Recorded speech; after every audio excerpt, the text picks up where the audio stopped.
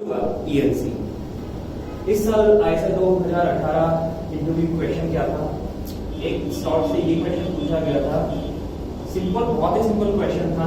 3 parts थे जिसमें मैं आपको तीनों पार्ट में बताऊंगा धीरे धीरे। पहला पार्ट देखते हैं।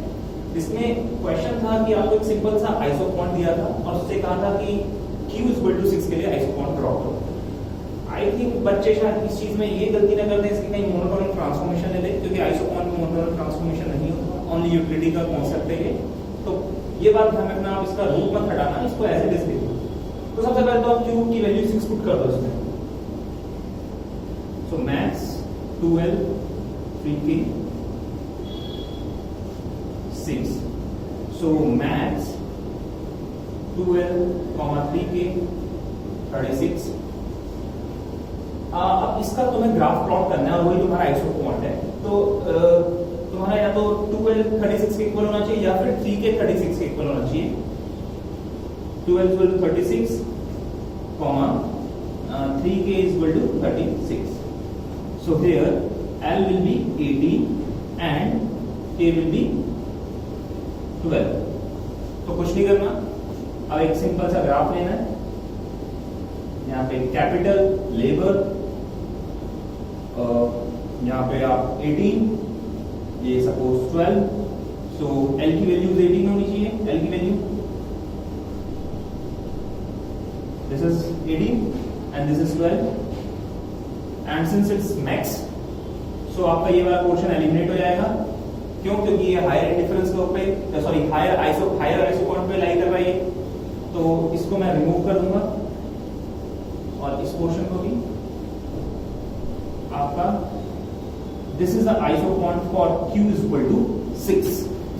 Now the next part of this question पूछ रहा है आपसे cost minimising input for Q = 6 with wage rate W and rental rate R। तो आपको कुछ नहीं करना, आपने ये सिंपल सा आइसोकॉन फॉर्म कर रखा था जो फर्स्ट पार्ट में किया था 12 18 लेके वैल्यूज। अब आपने आइसोकॉस्ट लाइन को मिनिमाइज करना है। इसमें सपोज ये आपकी आइसोकॉस्ट लाइन है जिसका स्लोप W/R है। अगर आइसोकॉस्ट लाइन का स्लोप, ये ब्लैक कलर से आइसोकॉस्ट लाइन है, अगर इसका स्लोप 12/18 का जो ये स्लोप है, डॉटेड लाइन से मैं रिप्रेजेंट कर रहा हूं ब्लू कलर से, 12/18 के स्लोप से कम है, तो आप खुद सोचो कि आपकी जो मिनिमाइजिंग आउटपुट ओनली L* आ रहा है। सो इफ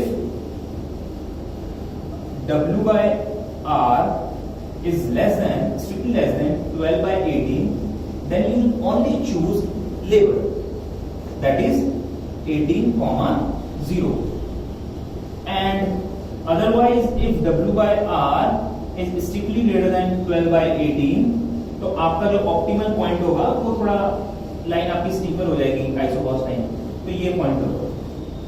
सो आप उस केस में ओनली कैपिटल चूज करोगे। लेकिन अगर W/R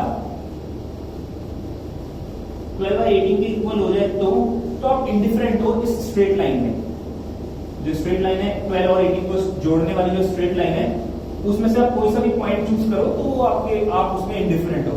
तो उसके लिए मैं ये कह सकता हूं L*K* belongs to 12L plus 18K to this equation. Okay? So हम कह सकते हैं कि W/R जब स्ट्रिक्टली लेस देन है 12/18 से, मैं इसको ऐसे भी लिख सकता हूं 18W is strictly less than 12R, और इसे 18W strictly greater than 12R, और ये इक्वल। तो मुझे साफ साफ दिख रहा है अगर ये केस अराइज हो रहा है तो मेरा 18 लेबर यूज होंगे, और 18 अगर लेबर यूज कर रहा हूं तो उसको मुझे W वेज देना है, कैपिटल तो कुछ यूज ही नहीं कर रहा, तो 18W मेरी कॉस्ट आ रही है। तो सिमिलरली अगर 12R छोटा है 18W से, तो मेरी 12R कॉस्ट आ रही है। तो मेरी जो कॉस्ट होगी एक जनरल फॉर्म में क्या होगी, minimum of 18W, 12R। So last part जो अभी तक जितना भी करा उसका बस एक समरी पूछ रहा है उस पार्ट में, कि पूछ रहा है कि फॉर एनी Q के लिए आप क्या जनरल कॉस्ट फंक्शन बता सकते हो इस आइसोकॉन का। तो कुछ नहीं, आप पहले इसका एक जनरल Q के लिए आइसोकॉन को प्लॉट करो। तो वो क्या होगा, simply max 2L, 3K Q Q square, then labor demand will be Q square by 2 and capital demand will be Q square by 3. तो आपका जो ये वाली वैल्यू आ जाएगी Q square by 2 और ये वैल्यू हो जाएगी आपकी Q square by 3. आपने एक जनरल वे में एक आइसोकोन प्लॉट कर दिया.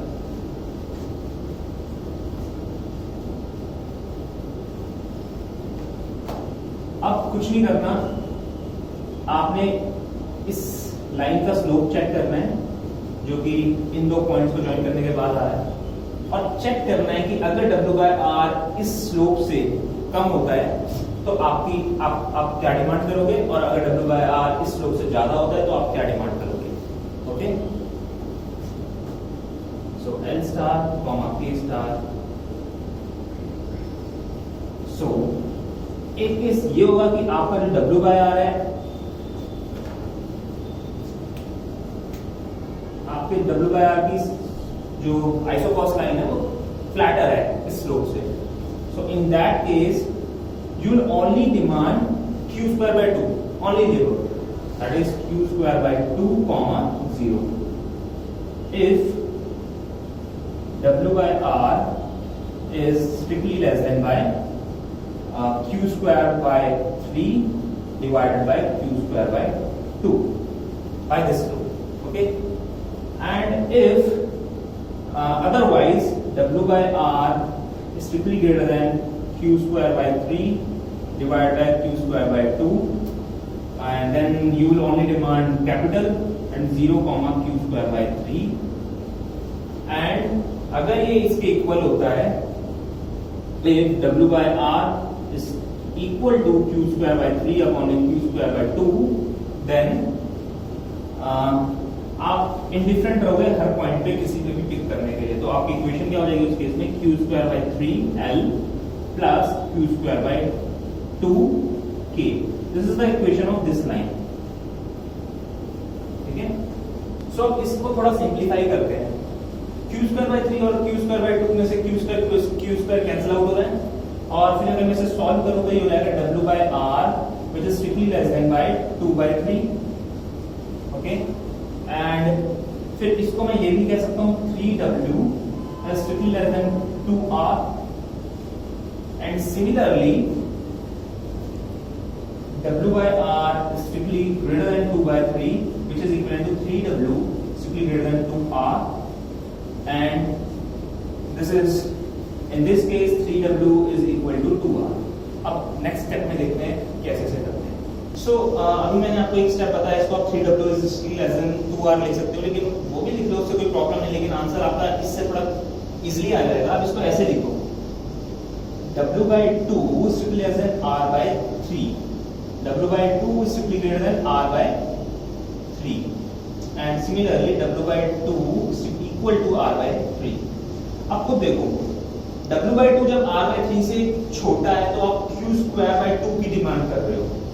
ओके, तो आप ये लेबर को यूज कर रहे हो इतनी यूनिट, तो आप लेबर को किससे मल्टीप्लाई करोगे, W से, और जिसमें कैपिटल आपकी 0 है, R से मल्टीप्लाई करने के बाद तो आपकी कॉस्ट बेसिकली ये दिखेगी. तो आपकी उस केस में कॉस्ट क्या दिख रही है, Q square W by 2, जो कि तो 0 हो जाएगा. तो आपकी कॉस्ट ये आ रही है. वो कब, जब W/2 R by 3 से छोटा है. लेकिन जब W/2 R by 3 से बड़ा है तो उस केस में आपकी cost Q square by R by 3 हो जाएगी, Q square into R by 3. तो इस केस में हमें कुछ नहीं करना, जैसे हमने वो जनरल फंक्शन बनाया था, cost is a function of W/R, Q is equal to Q square minimum of W/2 R by 3. तो अगर W/2 R by 3 से छोटा है तो Q square by W into W/2, and if R by 3 is strictly less than W/2 then Q square into R by 3, and this will be a cost.